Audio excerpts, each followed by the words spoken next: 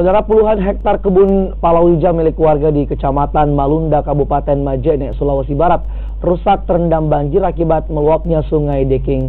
Luapan Sungai Deking pada Selasa malam ini menyapu perkebunan warga di sepanjang bantaran sungai. Para petani pun merugi hingga jutaan rupiah lantaran gagal panen. Beginilah kondisi perkebunan warga di Kecamatan Malunda, Kabupaten Majene, Sulawesi Barat pasca diterjang luapan Sungai Deking. Puluhan hektar tanaman warga yang siap panen seperti cabai, jagung, talas, tomat, dan tanaman lainnya hanyut tersapu banjir.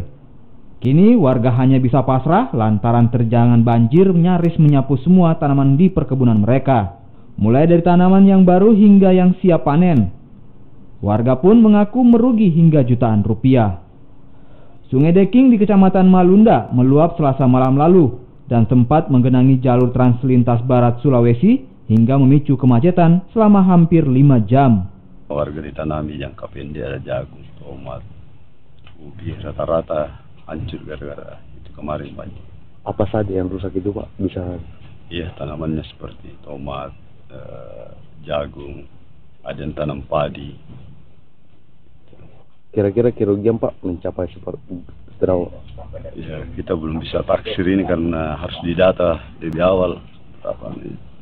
Yang jelas sekitar 32 hektar ini yang lahan ditanami rata-rata hancur semua. Jadi harapan kita kalau bisa pemerintah memberikan bantuan lah sedikit atas kerugian masyarakat di sini. Petani kini hanya berharap agar pemerintah daerah setempat memberikan bantuan atas bencana yang menimpa mereka. Edwin Arampitu, Kompas TV, Majene, Sulawesi Barat.